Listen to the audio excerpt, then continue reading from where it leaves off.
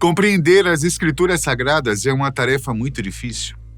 À primeira vista, você pode pensar que a Bíblia é um livro complexo e confuso demais, que foi escrito por alguém há muito tempo e que sempre foi da forma que você e eu podemos acessar a qualquer momento, na internet ou por um aplicativo, caso não tenhamos uma cópia física em casa, é claro. Porém, saiba que a realidade da construção da Bíblia é muito mais complexa do que você possa imaginar.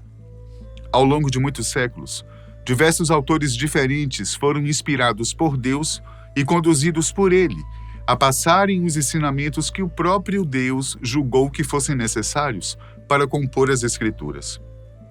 Contudo, ao selecionar os diversos livros e cartas que formam a Bíblia, os teólogos responsáveis entraram em diversas discussões a respeito de certos livros, e muito já foi debatido se determinados livros poderiam de fato ser considerados inspirados por Deus e, por consequência, deveriam ou não compor o cânone da Bíblia. Durante essas discussões e estudos, muitos textos foram analisados, julgados e excluídos do cânone bíblico, ainda antes de sua formação. É pensando em todo esse processo extremamente complexo e demorado que você vai conhecer os chamados evangelhos gnósticos, textos que foram encontrados pela igreja primitiva logo nos primeiros séculos após a morte e ressurreição de Cristo Jesus. O primeiro passo para se entender essa história é respondendo à seguinte pergunta: o que é esse tal de gnosticismo?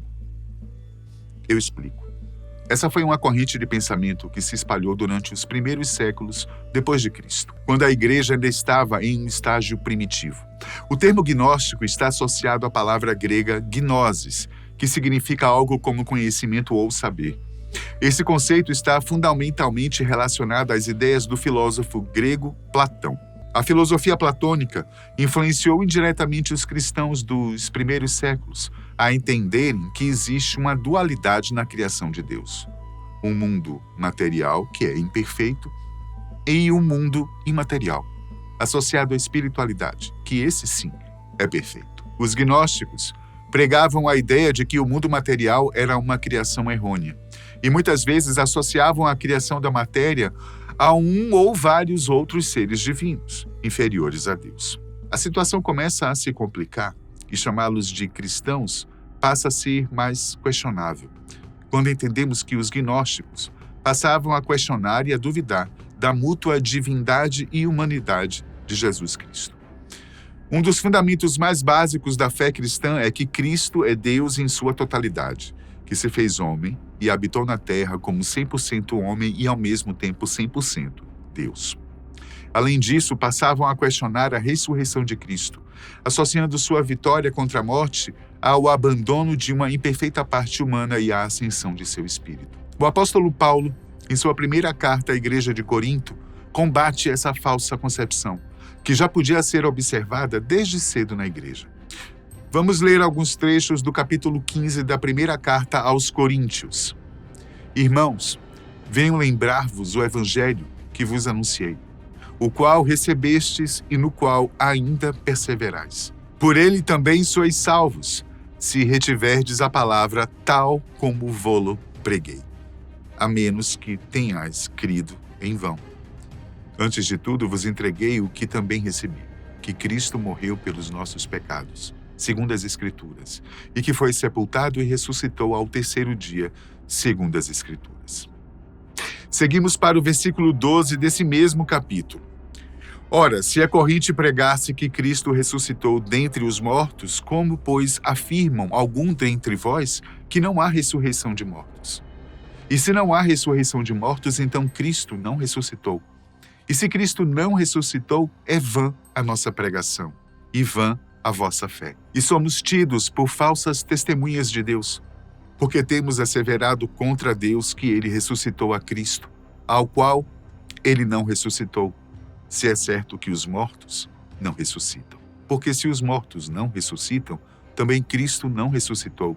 E se Cristo não ressuscitou, é vã a vossa fé, e ainda permaneceis nos vossos pecados. E ainda mais, os que dormiram em Cristo pereceram. Se a nossa esperança em Cristo se limita apenas a esta vida, somos os mais infelizes de todos os homens. Pois bem, a questão a respeito da opinião dos gnósticos sobre a ressurreição de Cristo, já nessa época se tornou um problema tremendo, levando muitos cristãos a questionarem esse grupo e até mesmo a acusá-los de heresia, afinal estavam deturpando as bases mais fundamentais e centrais sobre Cristo Jesus, que eram sua total divindade e perfeição e sua ressurreição e vitória contra a morte. Além desse problema central, ao buscarem o saber, os gnósticos caíam em questões muito complicadas, que rapidamente os desvirtuaram da fé cristã. Ao se escorar na gnose, ou seja, na busca pela sabedoria, eles se distanciaram da doutrina da salvação pela graça e redenção por meio de Cristo e passavam a criar ensinamentos que pouco falavam sobre Jesus e sua misericórdia infinita. Em dado momento, essa corrente de pensamento se distanciou da fé cristã, ao ponto de considerar que a salvação é obtida através de um conhecimento profundo e pessoal da natureza divina do próprio eu, se esquecendo da redenção e perdão dos pecados através do sacrifício de Jesus Cristo. Esse movimento acabou por ser considerado por muitos teólogos contemporâneos, além de um movimento herético, um pensamento que levava até mesmo ao esoterismo. Em dado momento, os gnósticos passaram a estudar, juntamente com os demais livros da Bíblia, uma série de escritos que julgavam inspirados, incluindo novas versões do Evangelho de Jesus. Antes de citarmos esses novos escritos, é válido lembrar que os 4 primeiros livros do Novo Testamento, os chamados Evangelhos, não são histórias separadas e não dizem respeito à história dos autores, Mateus, Marcos, Lucas e João. Por mais que ocasionalmente e costumeiramente chamamos os livros de Evangelho de Mateus, Evangelho de Lucas e por aí vai, o correto é chamá-los de o Evangelho de Cristo, segundo Mateus, ou o Evangelho de Cristo, segundo Lucas.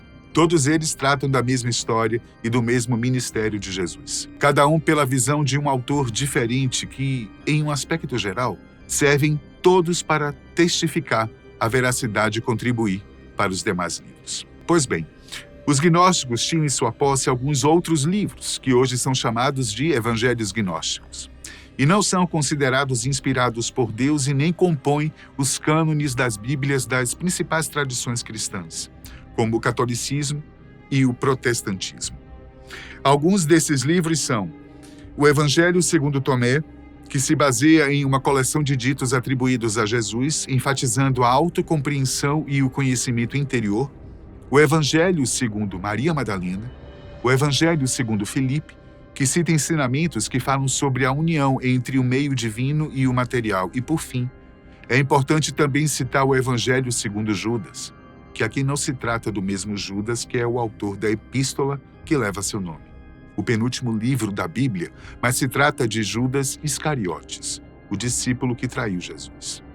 Nesse livro também existe uma outra visão de Judas, o retratando como alguém que auxiliou Jesus em sua libertação de seu corpo material imperfeito. Esses livros foram rapidamente contestados e tiveram sua leitura até mesmo proibida.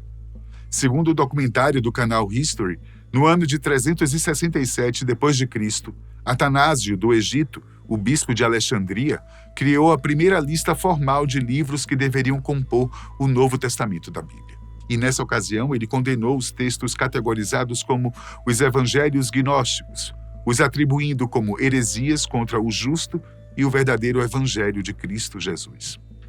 Ele redigiu uma carta e a espalhou pelas igrejas do Egito, instruindo que os livros gnósticos fossem descredibilizados e que não deveriam ser lidos. E vale lembrar que Alexandria, tal qual o Egito como um todo, era uma área onde os pensamentos platônicos e neoplatônicos eram amplamente difundidos, e provavelmente eram onde mais se notava a presença do pensamento gnóstico, que, segundo a visão cristã dominante, era um perigo para a fé e para a Igreja de Cristo como um todo. O que viria a ser o cânone bíblico do catolicismo surge logo após isso, respeitando a visão de Atanásio a respeito dos 27 livros que deveriam compor o Novo Testamento. Se você tiver uma Bíblia católica em mãos, você poderá contar. Ao todo, 73 livros. 46 no Antigo Testamento, 27 no Novo. Agora, caso a Bíblia que você tenha disponível for uma Bíblia protestante, você vai notar que ela possui menos livros ao todo, são apenas 66. Essa diferença se deve aos chamados livros deuterocanônicos, ou chamados de apócrifos pelo protestantismo. Esses livros estão incluídos no cânone católico, mas são excluídos do cânone protestante. Esses 7 livros que diferenciam as Bíblias são os seguintes: Tobias, Judite, Sabedoria, Eclesiástico ou Sirácida, Baruque, primeiro e segundo livro dos Macabeus. Além disso, existem algumas diferenças na composição dos livros de Daniel e de Esther. Essa mudança foi amplamente debatida e discutida durante muito tempo, durante os eventos posteriores ao início da Reforma Protestante, que ocorreu no século XVI e até hoje esse cânone é respeitado pelas diferentes denominações protestantes ao redor do mundo. Os livros que fazem parte do Evangelho Gnóstico permaneceram ocultos durante muitos séculos.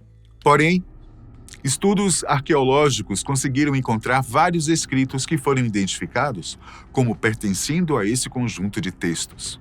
A descoberta foi feita na cidade de Nag Hammadi, no Egito, em 1945. Essa coleção foi chamada de Biblioteca Copta de Nag Hammadi. Segundo os estudos feitos, esses textos datam do século 3 ou 4 d.C., mas existe a linha de pensamento de que são baseados em tradições orais ou manuscritos ainda mais antigos, possivelmente vindos do século II. Apesar de não terem validade teológica e ainda não serem considerados inspirados e dignos de compor a Bíblia Sagrada, esse material tem um papel muito importante para basear estudos no campo da história e da teologia a respeito da igreja primitiva. Então ainda possuem muita importância histórica. Você aí, diz aí o que é que você acha dessa história toda da Bíblia. Sinta-se à vontade e manda comentário.